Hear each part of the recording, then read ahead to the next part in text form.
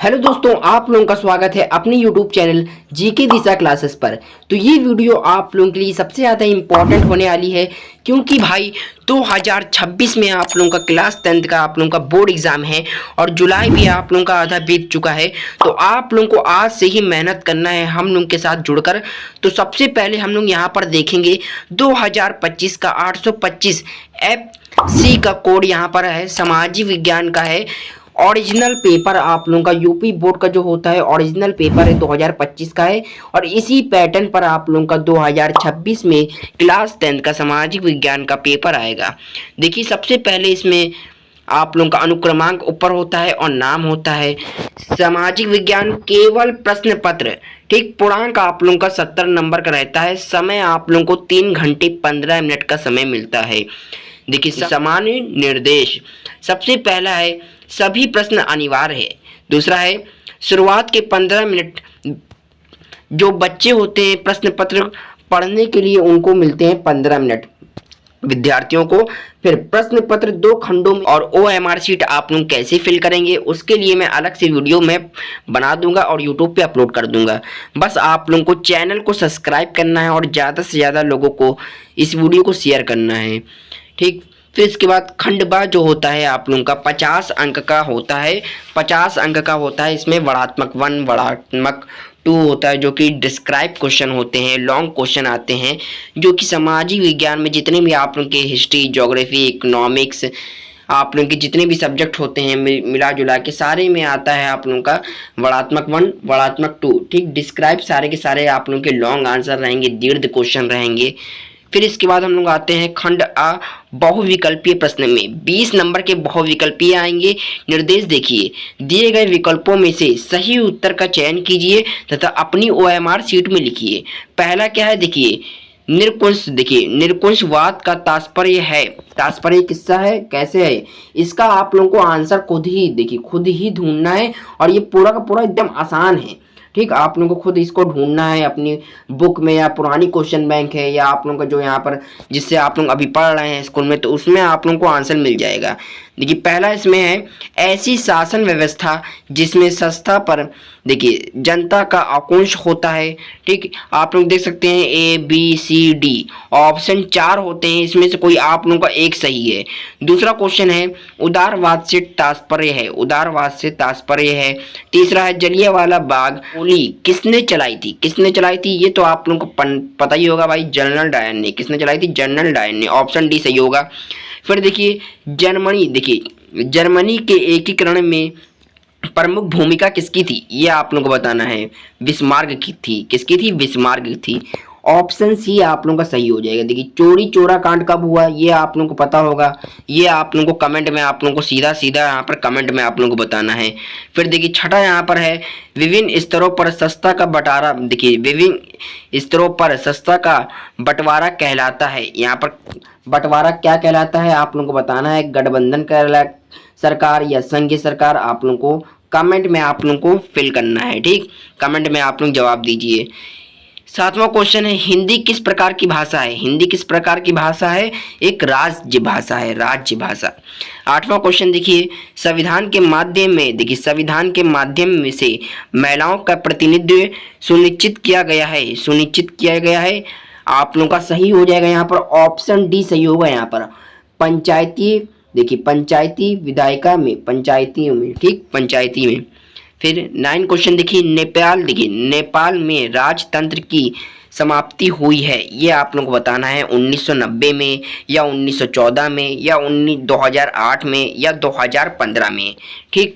10वां question देखिए, भारत में केंद्र शासित प्रदेशों की संख्या कितनी होती है, ये आप लोगों को बताना है, 7 या 8, आप लोग कमेंट बताइए। फिर देखिए 11वां क्वेश्चन है आप लोगों की स्क्रीन पर, हरा सोना निम्नलिखित में से किसे कहा जाता है? हरा सोना आप लोगों को बताना है किसे कहा जाता है। प्राकृतिक वनस्पति। क्या हो जाता है? प्राकृतिक वनस्पति। आप लोगों का सही ऑप्शन ए सही हो जाएगा। 12 क्वेश्चन देखिए, जो कि आप लोगों की स्क्रीन के सामने है। जलमंडल जलमंडल का कितना प्रतिशत भाग समुद्री जल के रूप में उपलब्ध है? 95%, 96%, 97.5%, 98%, ठीक। 13 देखिए 13 क्वेश्चन है रबी। देखिए रबी की फसलों को बोने का सही समय क्या होता है? रबी की फसलों को बोने का सबसे सही समय क्या होता है? ऑप्शन ए देखिए अक्टूबर से दिसंबर, बी देखिए मार्च से अप्रैल, सी देखिए जून से जुलाई, डी देखिए अगस्त से सितंबर। ये आप लोगों को बताना है कमेंट में। 14 क्वेश्चन देखिए जो कि आप लोगों की स्क्रीन के सामने है। कौन सा उद्योग चूना पत्थर को कच्चे माल के रूप में उपयुक्त नहीं करता है? क्या नहीं करता है ये आप लोगों को बताना है। सीमेंट। क्या नहीं होता है? सीमेंट। फिर देखिए यहाँ पर 15 नंबर क्वेश्चन है निम्नलिखित में कौन सा आधारभूत उद्योग है? लौह स्थपक। देखिए लौह स्थपक उद्योग। ऑप्शन सी सही हो जाएगा यहाँ पर। 16 नंबर क्वेश्चन है सूचना का अधिकार अधिनियम। देखिए सूचना का अधिकार नियम आप लोगों को बताना है कब मिला था यहाँ पर? अक्टूबर 2005, मार्च 2005 या जनवरी 2006, फरवरी 2005। ये बताना है आप लोगों को ढूंढकर। 17 नंबर क्वेश्चन देखिए जो कि आप लोगों की स्क्रीन के सामने है। भारत में आर्थिक उदारीकरण की शुरुआत कब हुई थी? आप लोगों को चारों ऑप्शन में यहाँ पे देख लेना है, ऑप्शन 4 देख लेने हैं और इनमें से आप लोगों का कोई एक सही हो जाएगा। ये आप लोगों को ढूंढ कर कमेंट में आप लोगों को बताना है। 18 नंबर क्वेश्चन देखिए विकास का महत्वपूर्ण घटक है, ये बताना है आय है या औसत आय है। ठीक। 19 नंबर क्वेश्चन देखिए जब एक देश में एक स्थान से दूसरे स्थान पर व्यापार किया जाता है तो उसे क्या कहते हैं? अंतरराष्ट्रीय व्यापार। क्या कहा जाता है? अंतरराष्ट्रीय व्यापार। ऑप्शन बी सही हो जाएगा यहाँ पर। फिर देखिए 20 नंबर क्वेश्चन है जो कि आप लोगों का लास्ट क्वेश्चन है।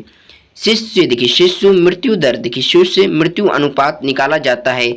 ऑप्शन ए 1000 जीवित बच्चों पर, ऑप्शन बी 800 जीवित बच्चों पर, ऑप्शन सी 500 जीवित बच्चों पर, ऑप्शन डी 100 जीवित बच्चों पर। तो आप लोगों का ये देखिए अर्थशास्त्र से क्वेश्चन लिया गया है तो इसमें आप लोगों का ऑप्शन नंबर ए सही होगा यहाँ पर 1000 जीवित बच्चों पर। अब देखिए यहाँ पर खंड बा आ चुका है। यहाँ पर हम लोगों का खंड बा, तो खंड बा में लघु उत्तरीय क्वेश्चन यहाँ पे शुरू होते हैं जो कि 50 अंक का होता है। ये सारे के सारे क्वेश्चन आप लोगों को अपनी बोर्ड एग्जाम की कॉपी में सॉल्व करना रहता है, लिखना रहता है। सबसे पहला है यहाँ पर वर्णात्मक वंड डिस्क्राइब क्वेश्चन है। लगभग इसका उत्तर आप लोगों को 80 शब्द में देना है। लघु उत्तरीय क्वेश्चन है।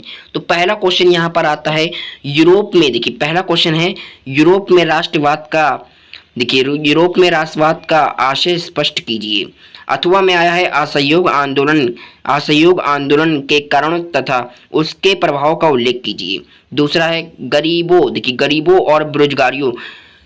और बेरोजगारों की बढ़ती संख्या लोकतंत्र की सफलता में बाधक है, स्पष्ट कीजिए। अथवा देखिए यहाँ पर क्या है लोकतंत्र एक उत्तरदायी एवं वैध संसाधन व्यवस्था है, स्पष्ट उल्लेख कीजिए। तीसरा क्वेश्चन देखिए यहाँ पर विदेशी व्यापार से आप क्या समझते हैं? भारत के विदेशी व्यापार की किन्हीं 2 विशेषताओं को बताइए। अथवा देखिए यदि किसानों को सिंचाई और सुविधाएं उपलब्ध कराई जाती हैं तो रोजगार और आय में वृद्धि कैसे होगी। चौथा क्वेश्चन देखिए यहाँ पर वनों की हानि। देखिए वनों की हानि से क्या आशय है? वनों की हानि से होने वाले किन्हीं 3 प्रभावों का उल्लेख कीजिए। अथवा क्वेश्चन देखिए भूमि संसाधन से क्या तात्पर्य है? भूमि संसाधन के कोई 3 महत्व बताइए। अब यहाँ पर 4 क्वेश्चन लघु आए हैं। अब यहाँ पर जितने यहाँ पर आएंगे 4 क्वेश्चन या 3 क्वेश्चन, ये सारे के सारे दीर्घ उत्तरीय क्वेश्चन आएंगे वर्णात्मक 2। इसका आप लोग लगभग उत्तर 150 शब्द में लिखना रहता है।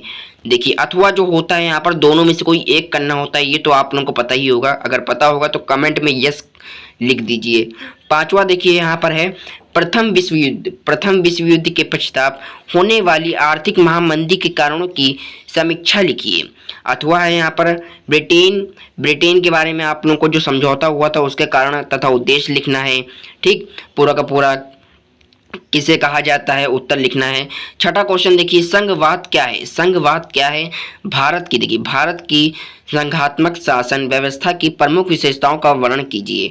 अथवा देखिए नारीवाद का क्या अभिप्राय है? भारत की विधायकों में महिलाओं के प्रतिनिधि की स्थिति पर प्रकाश डालिए। क्या है नारीवाद? ये आप लोगों को पता होगा। अभी हम लोग ने MCQ बहुविकल्पी में देखा था पंचायती राज वाला। ठीक, पंचायती राष्ट्र। ठीक, सातवां क्वेश्चन देखिए जो कि आप लोग की अपनी स्क्रीन पर है। बहुराष्ट्रीय कंपनियां विभिन्न देशों की उत्पादन प्रक्रिया को एक दूसरे से जोड़ती है, इस कथन को स्पष्ट कीजिए। अथवा देखिए उपभोक्ता के किन्हीं 3 अधिकारों का वर्णन कीजिए, जो कि आप लोगों का यहाँ पर आता है अर्थशास्त्र से और सिविक्स से ज़्यादातर लिया गया है। और जो लास्ट वाला क्वेश्चन है ये आप लोगों का अर्थशास्त्र इकोनॉमिक्स से लिया गया है। आठवां क्वेश्चन देखिए जो कि आप लोगों की अपनी स्क्रीन पर है। भूमि किस प्रकार एक अत्यधिक महत्वपूर्ण प्रगति संसाधन है, इसके महत्वपूर्ण तत्वों का वर्णन कीजिए। अथवा देखिए यहाँ पर है जैव विविधता क्या है। जैव विविधता क्या है, यह मानव जीवन के लिए क्यों महत्वपूर्ण है, स्पष्ट कीजिए। मानचित्र आप लोगों का आएगा 10 नंबर का मानचित्र। देखिए कहाँ से आता है क्वेश्चन, जो कि है वह स्थान जहाँ सूती मिल का किसान का जहाँ सत्याग्रह हुआ था वो कहाँ हुआ था। ये सब आप लोगों को मैं अगली वीडियो में बता दूंगा कैसे आप लोगों को मानचित्र में 10 नंबर पक्के करने हैं। देखिए कौन कौन सा क्वेश्चन आता है ये आप लोग देख लीजिए। वह स्थान जहाँ किसान सत्याग्रह आंदोलन हुआ, वह स्थान जहाँ चौरी चौरा कांड हुआ, वह स्थान जहाँ सन 1929 में भारतीय राष्ट्र कांग्रेस का अधिवेशन हुआ, वह स्थान जहाँ जलियांवाला बाग की घटना घटी। फिर इसी तरह दूसरा क्वेश्चन आता है यहाँ पर देख सकते हैं, ज्योग्राफी से आया, एक हिस्ट्री से आता है, एक ज्योग्राफी से आता है। पश्चिम बंगाल का एक समुद्री पतन आप लोगों को बताना है, विशाखापट्टनम। ठीक, महाराष्ट्र की राजधानी आप लोगों को बतानी है। बैकसाइड उत्पादन का एक क्षेत्र दिखाना है। मैग्नीज उत्पादन का एक क्षेत्र। इस प्रदेश देखिए क्या है, इस प्रदेश का एक 10 लाखी नगर वाई चिन्ह से आप लोगों को दर्शाना है। ठीक, इस तरह आप लोगों का मानचित्र भी कंप्लीट हो गया है। और आप लोगों का यहाँ पर क्लास 10 का जो आप लोगों का यहाँ पर 2026 में बोर्ड एग्जाम है, इसी पैटर्न पर आप लोगों का आएगा। तभी मैंने आप लोगों को ओरिजिनल पेपर पूरा का पूरा मैंने दिखा दिया है, जो कि 2025 का है, 825 FC का है, पूर्णांक 70 का रहेगा। समय आप लोगों को 3 घंटे 15 मिनट। ये आप लोगों को वीडियो कैसे लगी कमेंट में बता दीजिएगा। हम लोग मिलते हैं ऐसे ही जब मज़ेदार वीडियो में और धमाकेदार टॉपिक के साथ। जब तक आप लोग दोस्तों यहाँ पर तैयारी करते रहिए, चैनल को सब्सक्राइब कर लीजिएगा। जय हिंद, जय भारत।